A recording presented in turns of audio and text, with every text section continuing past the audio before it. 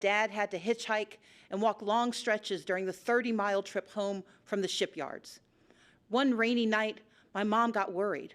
We piled in the car and went out looking for him, and we eventually found my dad making his way along the road, soaked and shivering in his shirt sleeves. When he got in the car, my mom asked if he'd left his coat at work. He explained that he'd given it to a homeless man he'd met on the highway. When we asked why he'd given away his only jacket, my dad turned to us and said, "I knew when I left that man he'd still be alone, but I could give him my coat because I knew you were coming for me."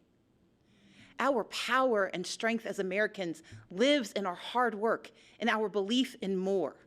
My family understood firsthand that while success is not guaranteed, we live in a nation where opportunity is possible. But we do not succeed alone. In these United States, when times are tough, we can persevere because our friends and neighbors will come for us. Our first responders will come for us. It is this mantra, this uncommon grace of community, that has driven me to become an attorney, a small business owner, a writer, and most recently, the Democratic nominee for governor of Georgia. My reason for running was simple.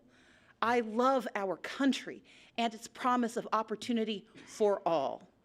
And I stand here tonight because I hold fast to my father's credo. Together, we are coming for America, for a better America. Just a few weeks ago, I joined volunteers to distribute meals to furloughed federal workers. They waited in line for a box of food and a sliver of hope since they hadn't received paychecks in weeks. Making livelihoods of our federal workers a pawn for political games is a disgrace.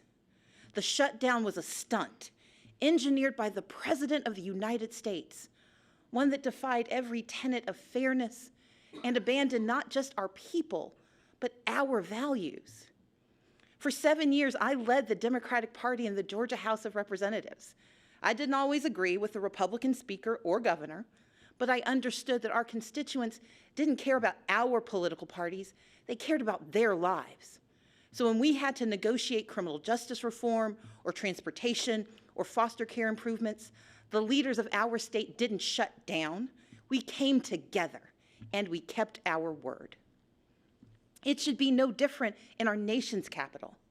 We may come from different sides of the political aisle, but our joint commitment to the ideals of this nation cannot be negotiable.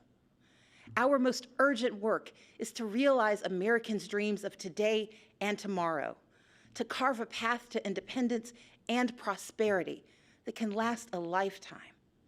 Children deserve an excellent education from cradle to career.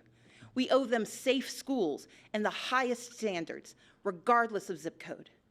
Yet this White House responds timidly, while first graders practice active shooter drills, and the price of higher education grows ever steeper.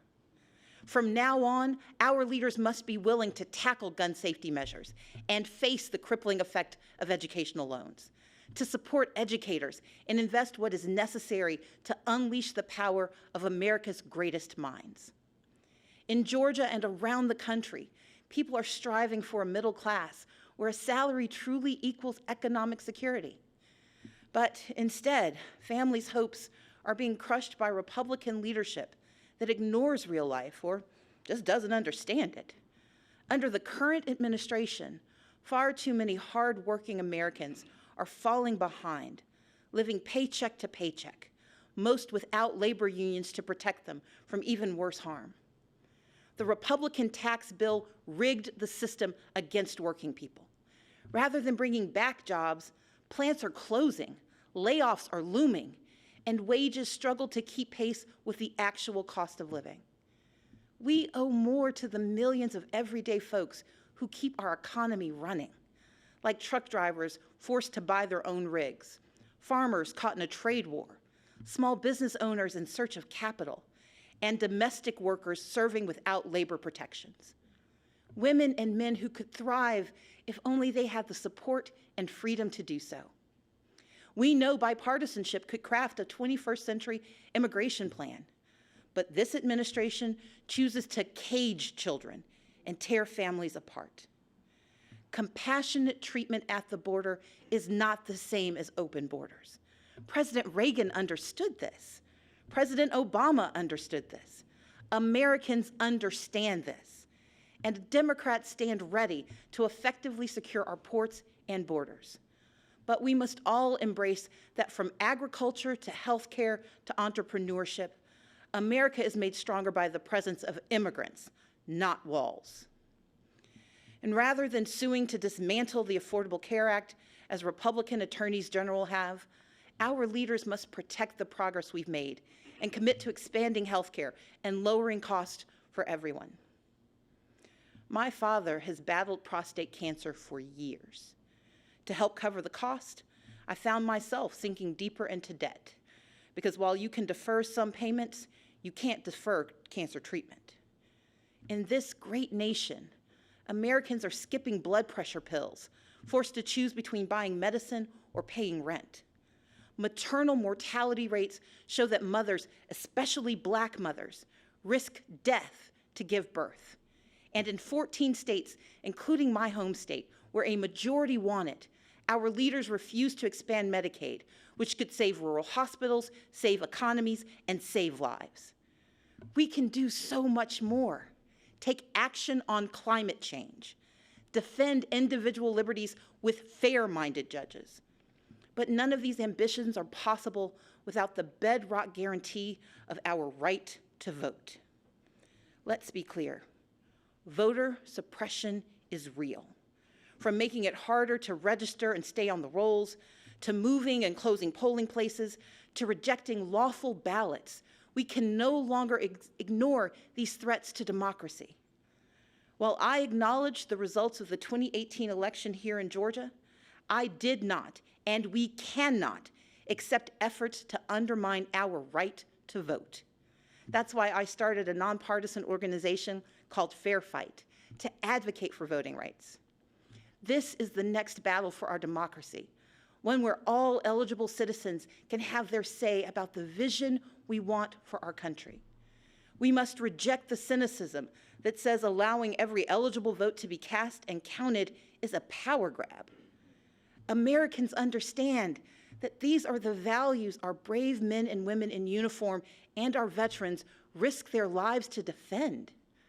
The foundation of our moral leadership around the globe is free and fair elections, where voters pick their leaders, not where politicians pick their voters. In this time of division and crisis, we must come together and stand for and with one another. America has stumbled time and again on its quest towards justice and equality. But with each generation, we have revisited our fundamental truths, and where we falter, we make amends. We fought Jim Crow with the Civil Rights Act and the Voting Rights Act. Yet we continue to confront racism from our past and in our present, which is why we must hold everyone from the highest offices to our own families accountable for racist words and deeds, and call racism what it is: wrong. America achieved a measure of reproductive justice in Roe v. Wade, but we must never forget it is immoral to allow politicians to harm women and families to advance a political agenda. We affirmed marriage equality, and yet the LGBTQ community remains under attack. So, even as I am very disappointed by the president's approach to our problems, I still don't want him to fail. But we need him to tell the truth and to respect his duties and respect the extraordinary diversity that defines America. Our progress has always been found in the refuge, in the basic instinct of the American experiment, to do right by our people. And with a renewed commitment to social and economic justice, we will create a stronger America together. Because America wins by fighting for our shared values against all enemies, foreign and domestic. That is who we are. And when we do so, never wavering, the state of our union will always be strong. Thank you, and may God bless the United States of America.